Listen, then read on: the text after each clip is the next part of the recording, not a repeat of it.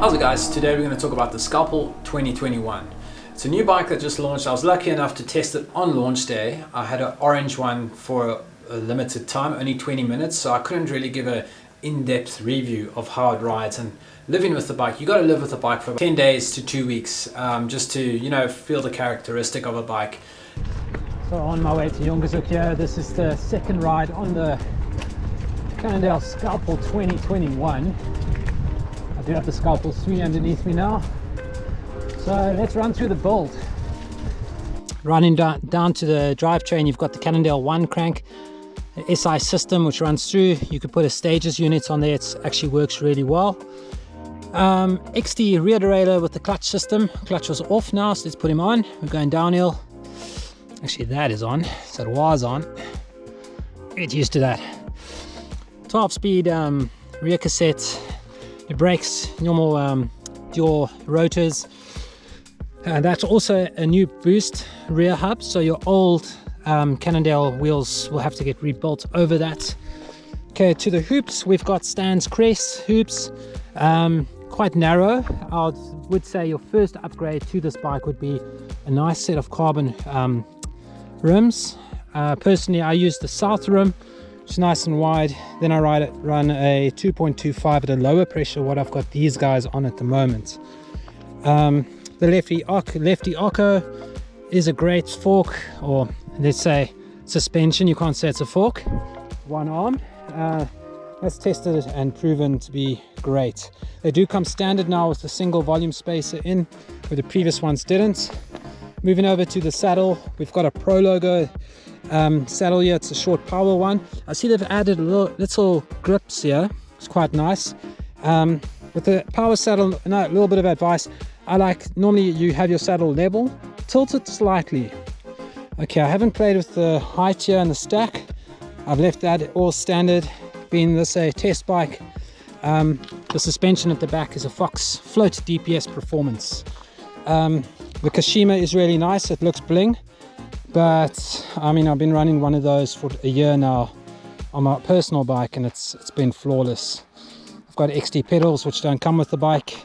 Shimano pedals been the best I've ridden in a long time.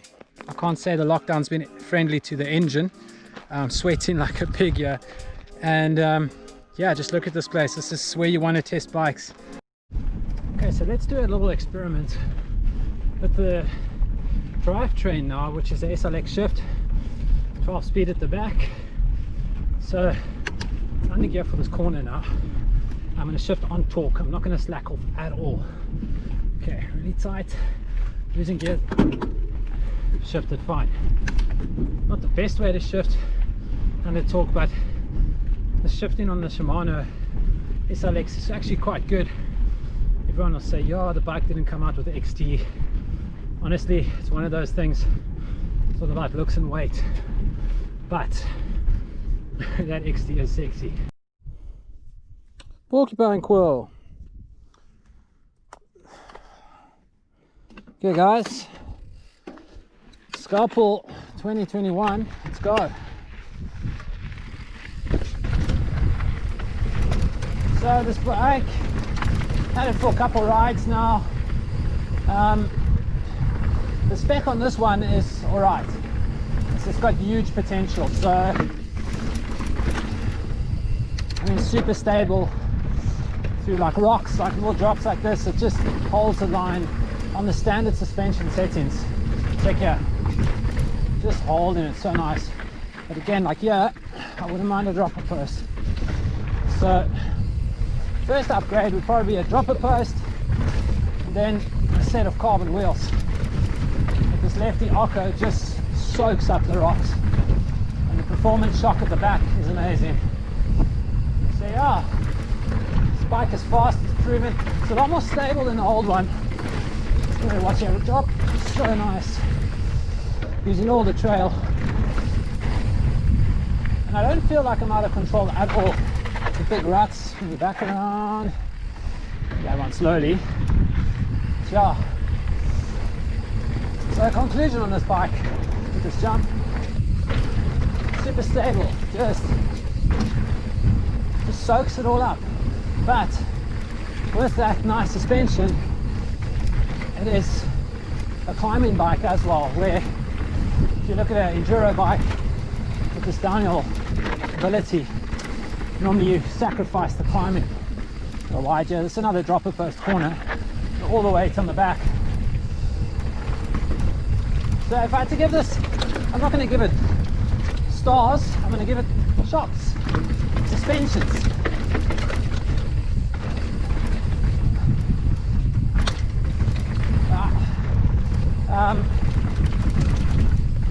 So I'd give this bike a 3.5 sus rating. And why I wouldn't give it 5? It's the wheels and the dropper post.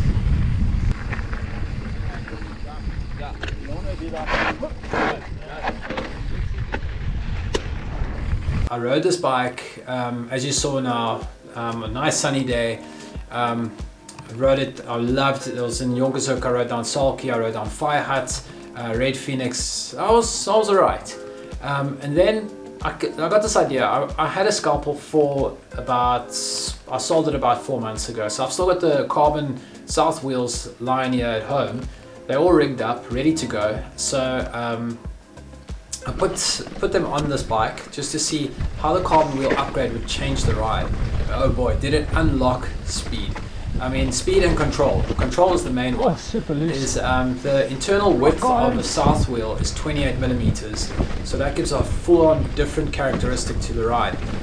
That paired with Pirelli 2.25 tires, I'm weigh 65 kilos. So I'm running that at about 15 PSI at the front and then about 18 at the back. And that's just before the wall of the tire starts to give in.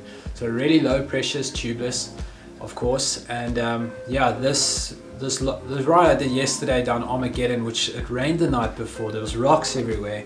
I should have, if it was the Schwalbes that came with the bike with the Stans no tube rims, I would have gone a lot slower, I wouldn't have enjoyed it, and wow, the bike changed totally.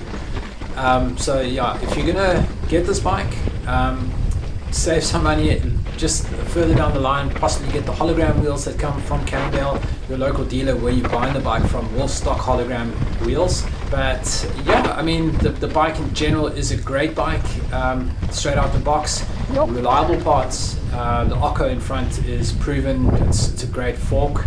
And yeah, so I would say I would give this bike probably a 3.9 points. I wouldn't give it a 5 out of 5. I wouldn't give it a 4 just because of the wheels. I won't give it a 4.5 just because it's wheels and a dropper post. But yeah, really impressed. There's huge potential in this frame. If you got, if you got lighter parts like a lighter bar, you put carbon wheels on this bike, it's going to change the ride totally. But out of the box, I'm really impressed. Cannondale, well done. The flex stays are super nice. The 7 degrees extra travel that uses no pivots is amazing. So yeah, I really enjoyed this bike, and would I buy this bike? Definitely. I'll give it a go. So yeah, thank you guys for watching Speed House. Remember to subscribe, hit that like button. Until the next review, ride safe.